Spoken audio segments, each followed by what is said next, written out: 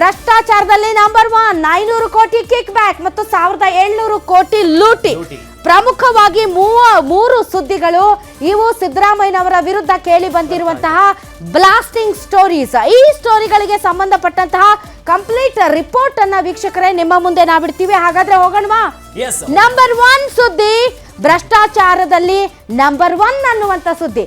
ಈ ರಾಯ್ ರೆಡ್ಡಿ ಅವರು ಇದಾರಲ್ಲ, ಮುಖ್ಯಮಂತ್ರಿಗಳ ಆರ್ಥಿಕ ಸಲಹೆಗಾರರು, ಆವಾಗ ಬಾಯ್ ತಪ್ಪಿ ಬಹಳಷ್ಟು ವಿಚಾರಗಳನ್ನ ಹೇಳ್ತಾನೆ ಇರ್ತಾರೆ. ಆ ಹೇಳಿಕೆಗಳೇ ಈಗ ಸಿದ್ದರಾಮಯ್ಯನವರಿಗೆ ಒಂಥರ ಸಂಕಷ್ಟ ತರ ತಂದಿಟ್ಟಿದೆ. ಯಾಕೆ ಅಂತಂದ್ರೆ ಕರ್ನಾಟಕ ರಾಜ್ಯ ಭ್ರಷ್ಟಾಚಾರದಲ್ಲಿ ನಂಬರ್ 1 ಅನ್ನೋ ತರದಲ್ಲಿ ಹೇಳಿಕೆಯನ್ನ ನಿನ್ನೆ ಕೊಟ್ಟಿದ್ರು ರಾಯ್ ರೆಡ್ಡಿ ಅವರು. ಅಂಡ್ ಪದೇ ರಾಯ್ ರೆಡ್ಡಿ ಅವರು ಇಂಥ ಕೆಲಸ ಮಾಡ್ತಾನೆ ಇರ್ತಾರೆ. ಅದೇನೋ ಅಂತಾರಲ್ಲ, ಸ್ಲಿಪ್ ಆಫ್ ದಿ ಟಂಗ್ ಅಂತ, ಬಾಯಿ ಜಾರಿ ಏನೇ ಹೇಳೋದು, ಆಮೇಲೆ ಅದನ್ನ ಸರಿ ಮಾಡ್ಕೊಳ್ಳೋದಕ್ಕೆ ಸಿಕ್ಕಾಪಟ್ಟೆ ಕಸರತ್ತು ಮಾಡೋದು. ಈಗ ಯೂ ಟರ್ನ್ ಹೊಡೆದಿದ್ದಾರೆ. ನಾನು ಹಂಗೆ ಹೇಳಿಲ್ಲಪ್ಪ, ನಾನು 25 ವರ್ಷದಿಂದನೂ ಭ್ರಷ್ಟಾಚಾರ ಇದೆ ಅಂತ ಹೇಳ್ದಪ್ಪ, ನಾನು ಮತ್ತೊಂದು ಹೇಳದ್ನಪ್ಪ, ನೀವೇನೋ ಹಿಂಗೆ ಹೇಳಿದ್ರಪ್ಪ, ನೀವೇನೋ ಹಂಗೆ ಹೇಳಿದ್ರಪ್ಪ ಅಂತ ಈಗ ತಿಪ್ಪೆ ಸಾರಿಸೋ ಕೆಲಸವನ್ನ ಬಸವರಾಜ ರಾಯ್ ರೆಡ್ಡಿ ಅವರು ಮಾಡ್ತಾ ಇದ್ದಾರೆ. ಯಾಕೆ ಅಂತಂದರೆ ಪ್ರಮುಖವಾಗಿ ಭ್ರಷ್ಟಾಚಾರಕ್ಕೆ ಸಂಬಂಧಪಟ್ಟಂತೆ ಈಗಾಗಲೇ ಸಿಕ್ಕಾಪಟ್ಟೆ ಸರ್ಕಾರದ ವಿರುದ್ಧ ಆರೋಪಗಳು ಕೇಳಿ ಬರ್ತಾ ಇದೆ. ಜನಾಕ್ರೋಶ ಯಾತ್ರೆಯನ್ನ ಬಿಜೆಪಿ ಮಾಡ್ತಾ ಇದೆ.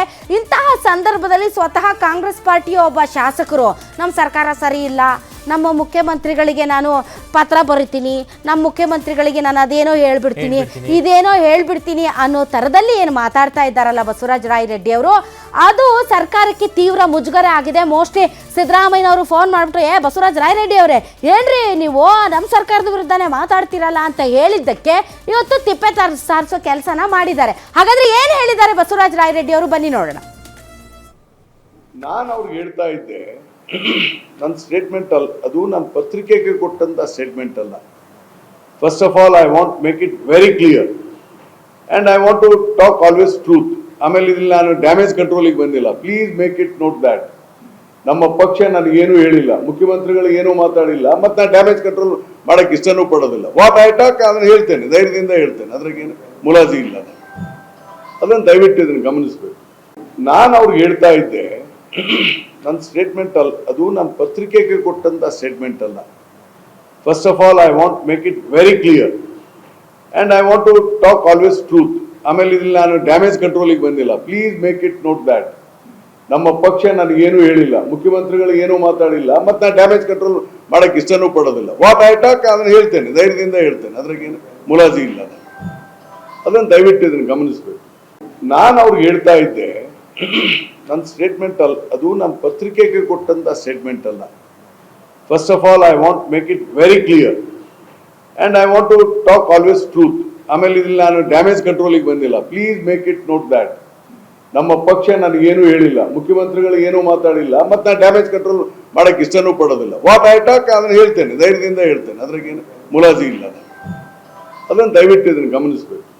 ನಾನು ಅವ್ರಿಗೆ ಹೇಳ್ತಾ ಇದ್ದೆ, ನನ್ನ ಸ್ಟೇಟ್ಮೆಂಟ್ ಅದು ನನ್ನ ಪತ್ರಿಕೆಗೆ ಕೊಟ್ಟಂತ ಸ್ಟೇಟ್ಮೆಂಟ್ ಅಲ್ಲ. First of all I want first of all Akhilesh, ನಾನು ಹಿಂಗೆ ಹೇಳಿದ್ದೆ, ನಾನು ಹಂಗೆ ಹೇಳಿದ್ದೆ, ನಾನು ಇನ್ನೊಂದೇನೋ ಹೇಳಕ್ಕೆ ಬಂದಿದ್ದೆ, ಮತ್ತೊಂದೇನೋ ಹೇಳಬೇಕಂತ ಇದ್ದೆ. ಸೊ ಅವ್ರು ಹೇಳಿರೋದು ಕಲ್ಯಾಣ ಕರ್ನಾಟಕ ಭಾಗದಲ್ಲಿ ಅಭಿವೃದ್ಧಿ ಕಾರ್ಯಗಳು ನಡೀತಾ ಇಲ್ಲ. ಯಾಕೆ ಅಂತಂದ್ರೆ ಇಲ್ಲಿ ಭ್ರಷ್ಟ ಅಧಿಕಾರಿಗಳು ಇದ್ದಾರೆ. ಕರ್ನಾಟಕದಲ್ಲಿ ಅಭಿವೃದ್ಧಿ ಕಾರ್ಯಗಳು ನಡೀತಾ ಇಲ್ಲ, ಯಾಕೆಂದ್ರೆ ಭ್ರಷ್ಟಾಚಾರ ಜಾಸ್ತಿ ಇದೆ ಅಂತ ನಿನ್ನೆ ಹೇಳಿದವರು. ಇವತ್ತು ನಾನು ಇವತ್ತಿಂದ ಹೇಳಿಲ್ಲ, ನಾನು 25 ವರ್ಷದಿಂದಲೂ ಕೂಡ ನಿಜಲಿಂಗಪ್ಪ ಅವರು ಇದ್ದಾಗಿನಿಂದಲೂ ಕೂಡ ಕಾಲಕ್ಕೆ ತಕ್ಕಂತೆ ಭ್ರಷ್ಟಾಚಾರ ಜಾಸ್ತಿ ಆಗಿದೆ ಅಂತ ಹೇಳ್ತಾ ಇದ್ದೆ. ಅಧಿಕಾರಿಗಳಿಗೆ CMಗೆ ಪತ್ರ ಬರೀರಿ ಅಂತ ಹೇಳಿದೆ ಅಂತ. ಇವರು ಯಾವಾಗಲೂ ಹಂಗೆ, ಅದು ಅವರಿಗೆ ಹ್ಯಾಬಿಟ್. ಅದು ಇದೇ ಫಸ್ಟ್ ಟೈಮ್ ಅಲ್ಲ. ಈ ಹಿಂದೆ ಅವರು ಜನತಾದಳದಲ್ಲಿ ಇದ್ದಾಗಲೂ ಕೂಡ ಸೋನಿಯಾ ಗಾಂಧಿ ಅವರು, ಇಟಲಿ ಅವರು, ಅವ್ರು ಸರಿಯಾಗಿ ಸೀರೆ ಉಟ್ಕೊಳ್ಳೋಕ್ಕೆ ಬರೋದಿಲ್ಲ, ಹಂಗೆ ಹಿಂಗೆ ಅಂತ ಲೂಸ್ ಟಾಕ್ ಮಾಡಿದ್ರು. ಅದಾದ್ಮೇಲೆ ಕಾಂಗ್ರೆಸ್ಗೆ ಬಂದರು. ಕಾಂಗ್ರೆಸ್ಗೆ ಬಂದ ಮೇಲೆ ಅವರು ಈಗ ರಾಹುಲ್ ಗಾಂಧಿ ಅವ್ರ ವಿರುದ್ಧ ಒಂದು ಮಾತಾಡಿ ನೋಡೋಣ ಅಂತ JDSನವರು ಅವ್ರ ವಿರುದ್ಧ ಕಿಡಿಕಾರಿದ್ರು. ಯಾಕೆ ಅಂದರೆ ಅವ್ರು ಕುಮಾರಸ್ವಾಮಿ ಅವ್ರ ಬಗ್ಗೆ, ದೇವೇಗೌಡರ ಬಗ್ಗೆ ಒಂದು ಇದೇ ಥರ ಒಂದು ಏನೋ ಲೂಸ್ ಟಾಕ್ ಮಾಡಿದ್ರು. ಲೂಸ್ ಟಾಕ್ ಅಲ್ಲ, ಅದು JDS ಅವ್ರಿಗೆ ಲೂಸ್ ಟಾಕ್ ಅಂತ ಅನಿಸಿತ್ತು. ಅದಾದಮೇಲೆ ಇತ್ತೀಚೆಗೆ ಈ ಒಂದು ಯಾರು ಜಸ್ಕಾಂ ಅಧಿಕಾರಿಗಳು ಸರಿಯಾಗಿ ಕೆಲಸ ಮಾಡ್ತಾ ಇಲ್ಲ ಅಂತ ಅವರ ವಿರುದ್ಧ ಸರ್ಕಾರಕ್ಕೆ ಪತ್ರ ಬರೆದಿದ್ರು. ಯಾವ ಸರ್ಕಾರಕ್ಕೆ? ತಮ್ಮದೇ ಸರ್ಕಾರಕ್ಕೆ 2 ಸರಿ ಪತ್ರ ಬರೆದಿದ್ರು ಅವರು. ಎಂಥ ಮುಜುಗರ! ಒಬ್ಬ ಶಾಸಕ ಒಬ್ಬ ತನ್ನದೇ ಸರ್ಕಾರಕ್ಕೆ ಕೆಲಸಗಳು ನಡೀತಾ ಇಲ್ಲ, ಭ್ರಷ್ಟಾಚಾರ ಆಗ್ತಾ ಇದೆ ಅಂತ ಪತ್ರ ಬರೆಯೋದು ಈಸ್ ಅ ಡಾಕ್ಯುಮೆಂಟೇಷನ್. ನೀವು ಸ್ವತಃ ಮುಖ್ಯಮಂತ್ರಿಗಳ ಜೊತೆಗೆ ನಿಮಗೆ ಒಳ್ಳೆಯ ಸಂಬಂಧ ಇದೆ, ತಾವು ಹೋಗಿ ಮಾತಾಡ್ಬೋದು, ಸರ್ ಕೆಲಸ ನಡೀತಾ ಇಲ್ಲ, ಇದೇನ್ರಿ ಹಂಗೆ ಹಿಂಗೆ ಅಂತ. ಇವ್ರು ಏನು ಮಾಡ್ತಾರೆ, ಪತ್ರ ಬರೀತಾರೆ, ಅದು ಜಗಜ್ಜಾಹೀರಾಗುತ್ತೆ, ಸರ್ಕಾರಕ್ಕೆ ಮುಜುಗರ ಆಗುತ್ತೆ. ಸರ್ಕಾರದ ಭಾಗವಾಗವರು ಯಾರಾದರೂ ಫೋನ್ ಮಾಡಿ ಬೈತಾರೆ, ಆಮೇಲೆ ಅದನ್ನು ಸರಿಪಡಿಸುವಂಥ ಕೆಲಸ ಮಾಡ್ತಾರೆ.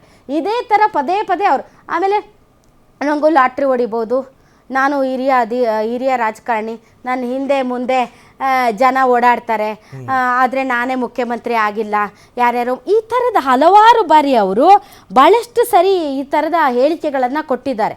ಬಟ್ ಈಗ ಟೈಮಿಂಗು ಏನು ಹೇಳಿ, ಟೈಮಿಂಗು ಭ್ರಷ್ಟಾಚಾರದಲ್ಲಿ ಕರ್ನಾಟಕವೇ ನಂಬರ್ 1 ಅಂತಂದರೆ ಅರ್ಥ ಏನು? ಇಲ್ಲ, ನಾನು ಇವಾಗಿಂದ ಹೇಳಿಲ್ಲ, ಕಳೆದ ಬಾರಿ BJP ಸರ್ಕಾರ ಇತ್ತಲ್ಲ ಅವಾಗಿಂದನೂ ಭ್ರಷ್ಟಾಚಾರ ಜಾಸ್ತಿ ಆಗ್ಬಿಟ್ಟಿದೆ, ಅದಕ್ಕೆ ಹೇಳಿದೆ. ಭ್ರಷ್ಟ ವ್ಯವಸ್ಥೆಯಿಂದ ಯಾರೂ ಹೊರತಾಗಿಲ್ಲ. ಇವೆಲ್ಲ ಇವ್ರದ್ದು ಹಳೆ ಡೈಲಾಗ್. ಯಾವಾಗ ಅವ್ರಿಗೆ ಪ್ರಾಮುಖ್ಯತೆ ಸಿಗೋದಿಲ್ವ ಅವಾಗ ಅವರು ತಮ್ಮ ಬಾಯಿ ಮಾತಿನಿಂದ ಯಾವಾಗಲೂ ಕೂಡ ಕರ್ನಾಟಕದಲ್ಲಿ ತಮಗೆ ತಾವೇ ಪ್ರಾಮುಖ್ಯತೆಯನ್ನು ಪಡ್ಕೊಳ್ತಾರೆ. ಸೊ ಇದರ ಪರಿಣಾಮಗಳು ಏನು ಅಂತಂದರೆ, ಈಗ ಪ್ರತಿಪಕ್ಷಗಳಿಗೆ ಆಹಾರ ಆಯಿತು ಸರ್ಕಾರ ಆ್ಯಂಡ್ ಸಿದ್ದರಾಮಯ್ಯನವರು. ಯಾಕೆ ಅಂತಂದರೆ ಈಗಾಗಲೇ ಭ್ರಷ್ಟಾಚಾರ, ಬೆಲೆ ಏರಿಕೆ ಅಂತ ಪ್ರತಿಪಕ್ಷಗಳು ಮಾತಾಡ್ತಾ ಇರುವಾಗ ಒಬ್ಬ ಆರ್ಥಿಕ ಸಲಹೆಗಾರ ಮೊನ್ನೆ ಒಂದು ಸ್ಟೇಟ್ಮೆಂಟು, ಗ್ಯಾರಂಟಿ ಯೋಜನೆಗಳಿಂದ ಯಾವ ಅಭಿವೃದ್ಧಿ ಕಾಮಗಾರಿಗಳಿಗೂ ಹಣ ಕೊಡೋಕ್ಕಾಗ್ತಾ ಇಲ್ಲ ಅಂತ.